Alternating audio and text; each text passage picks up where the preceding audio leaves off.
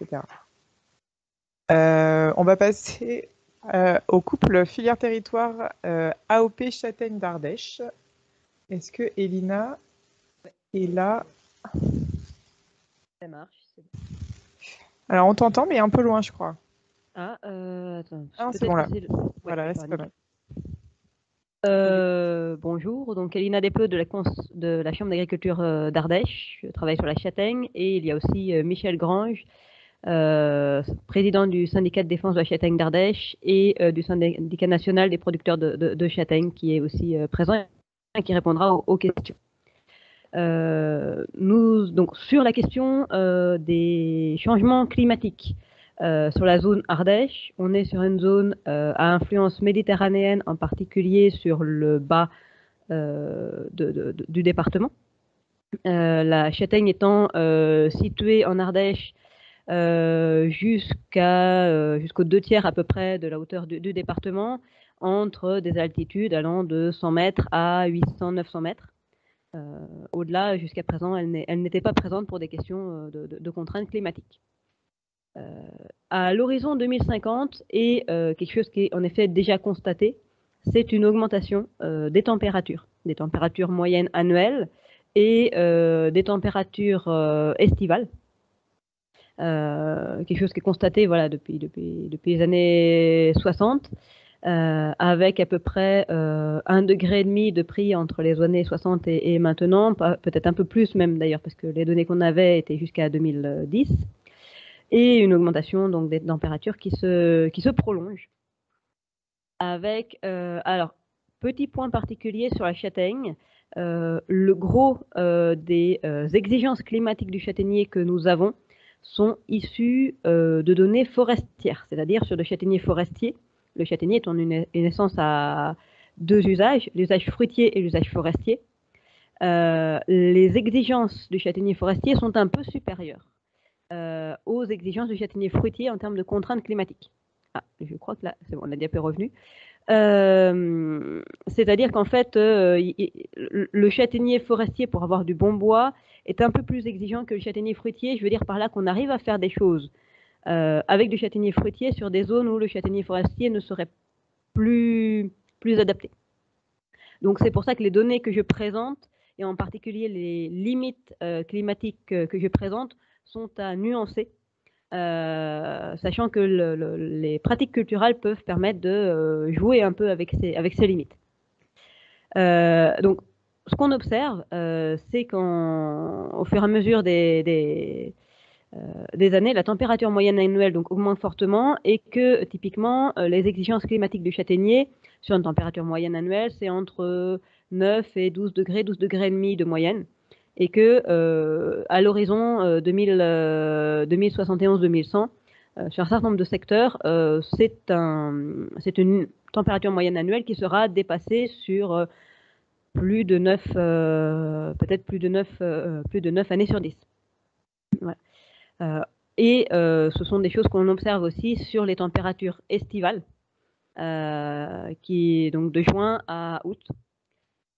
En revanche, le châtaignier est une essence qui ne supporte pas des trop gros froids, c'est pour ça qu'elle est limitée actuellement à 800-900 mètres d'altitude. Mais on constate qu'en fait les augmentations de température minimale, en particulier en mars, peuvent éventuellement sur certains secteurs envisager voilà, une remontée locale du châtaignier dans certains cas. Avec quelques bémols quand même, on n'annule pas les risques de gel. Et voilà, il y a toujours un risque que quand on est trop haut en altitude, le gel d'une journée pose souci sur l'ensemble de la culture. On est sur un régime avec des influences méditerranéennes en termes d'hygrométrie, en termes de pluviométrie. Donc, on est sur un régime très, très variable d'une année à l'autre en termes de volume de pluviométrie. Ce régime-là ne change pas. J'entends par là qu'on va garder des années avec des fortes pluviométries et des années avec très faible pluviométrie. La pluviométrie moyenne annuelle ne varie pas énormément. Par contre, elle change un peu dans sa répartition. Et ce qui change beaucoup, c'est le déficit hydrique. C'est-à-dire qu'en fait, l'ETP augmente du fait de l'augmentation de la température, et que de fait, le déficit hydrique baisse fortement. Et sur l'échéance 2071-2100, on va dépasser sur la période de juin à août, dans certains cas, des déficits hydriques on va être en dessous de déficit hydrique que le châtaignier supporte. Moins 200, 225, 250 mm à peu près. Donc, en fait, on a un arbre qui arrive dans des conditions difficiles, principalement du fait de l'augmentation de la température et du fait du coup aussi de l'augmentation de l'évapotranspiration, de la demande en eau de cet arbre. Diapo suivante peut-être. Alors, les atouts de cette filière, c'est qu'on est sur un produit, la châtaigne en AOP d'Ardèche, châtaigne d'Ardèche, et un département, donc qui sont attractifs et renommés. Donc on a un produit qui a une bonne image, pour lequel il y a une demande. Et aussi une culture qui est basée sur une très grande diversité génétique. Dans l'AOP, il y a plus de 65 variétés qui sont référencées. Et donc, en fait, une grosse base génétique sur laquelle on peut s'appuyer pour trouver des variétés plus ou moins adaptées aux différentes conditions climatiques. De plus, c'est une filière assez structurée sur l'Ardèche et qui a permis le développement d'un certain nombre de programmes. Le programme de lutte contre le sinif du châtaignier qui a très bien marché et qui a permis en fait la régulation de ce parasite non autochtone qui était arrivé dans les années 2010, qui maintenant est très bien régulé. Et actuellement, le programme de rénovation de la châtaigneraie qui permet la remise en état de parcelles, la replantation, le regreffage, donc dynamisme de la filière. Et de plus, c'est une filière à forte qualité environnementale.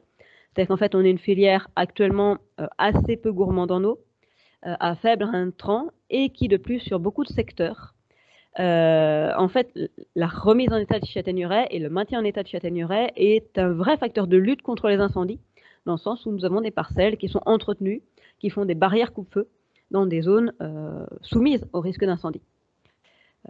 C'est une filière vitale pour le territoire de l'Ardèche, dans le sens où c'est une filière qui permet le maintien des exploitations sur un grand nombre de secteurs où seule elle ne permet pas forcément la survie de toutes les exploitations, mais combinée à d'autres activités, l'élevage par exemple, elle permet de maintenir ces exploitations.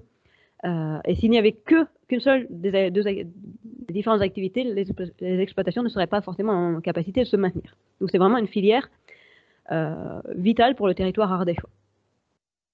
En termes de faiblesse, alors ça n'apparaît pas, oui voilà. On est une filière qui est complètement dépendante de sa topographie. La topographie passablement pentue, abrupte, non mécanisable pour une bonne part des parcelles. L'accès à l'eau des châtaigneraies est faible, l'accès au foncier est parfois compliqué, du fait qu'il est compliqué de récupérer, d'être propriétaire de parcelles. Et l'ensemble de ces handicaps naturels, la pente, l'accès, sont mal compensés par les politiques publiques par rapport à une châtaigneraie produite en plaine sur des zones irrigables, mécanisables. C'est des mécanismes c'est des éléments très mal compensés. Et nous sommes en plus sur une bonne partie de la châtaigneraie sur des arbres âgés, de grand volume, qui ont subi 1 à 2 générations de non-renouvellement. C'est en train de se remettre en route, c'est-à-dire qu'il y a un vrai développement du renouvellement des châtaigneraies, mais il y a eu 1 à 2 générations sans renouvellement, et donc on est sur des arbres relativement âgés et surtout grands, des arbres de 10, 12, 15 mètres, parfois 20 mètres, et donc des contraintes d'entretien importantes. Et on est sur des arbres avec un rendement et une rentabilité plus faible que si on était typiquement sur des parcelles de plaine ou sur d'autres espèces. Voilà.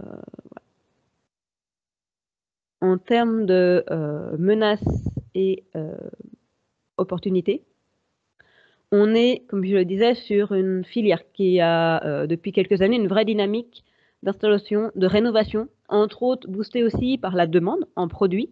C'est-à-dire que dans la mesure où c'est un produit qui a une image positive et une demande actuellement supérieure à la production, en particulier un produit transformé, c'est voilà, une filière qui est dynamique, qui est une grande diversité génétique, donc un vrai atout, comme je le disais tout à l'heure, pour l'adaptation au changement climatique. Mais néanmoins, il y a besoin d'évolution en termes de matériel végétal, entre autres vis-à-vis de menaces comme l'encre et la sécheresse, et avec un manque à ce jour de matériel végétal adapté à la fois aux problématiques d'encre et de sécheresse. C'est quelque chose en train de changer. Il y a des travaux dessus actuellement menés pour avoir du matériel végétal adapté. C'est aussi une production qui est extrêmement bien adaptée aux exigences actuelles sociétales. Alors, entre guillemets, c'est une filière dans le vent. Une filière adaptée au stockage de carbone, faibles intrants, adaptée à l'agroforesterie, c'est un produit sans gluten. Bref, d'un point de vue voilà, c'est une filière qui a pas mal d'atouts sociétaux. En termes de menaces, alors, ouais, voilà. Voilà, comme je disais, les contraintes topographiques et les contraintes climatiques. Le climat est l'évolution climatique est une vraie menace. Elle engendre une augmentation des aléas climatiques et donc des aléas de production au fur et à mesure des années. Et elle augmente les risques de dépérissement des châtaigniers. Et de plus, dans la mesure où l'accès à l'eau est compliqué sur ces parcelles, voire inexistant dans certains cas, les mesures de compensation, typiquement en rapportant un petit peu d'irrigation, sont compliquées. Et c'est en particulier compliqué pour le renouvellement des parcelles, dans la mesure où planter un châtaignier peut difficilement se faire sans eau, au moins les premières années. Et donc, il y a voilà, un besoin minimum d'eau, au moins pour l'installation des nouveaux plants. Les procédures de compensation de ces aléas sont assez complexes et lentes, et dans certains cas, le temps que ces procédures se mettent en œuvre, on a des ateliers qui, de fait de la succession des aléas climatiques, arrêtent en fait, avant d'avoir reçu les mesures de compensation. Et alors qu'on a un produit sec, un produit transformé, pardon, qui a une vraie demande et un vrai dynamisme, le produit frais, c'est-à-dire les châtaignes fraîches, est assez mal maîtrisé, tant par les distributeurs que par les consommateurs.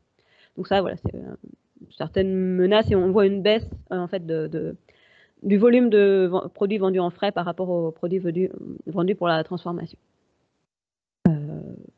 Est-ce que, Michel, tu veux compléter par quelques éléments? Non, je vous remercie. Mais je ne sais pas, je suis prêt à répondre à des questions par contre, s'il y en a.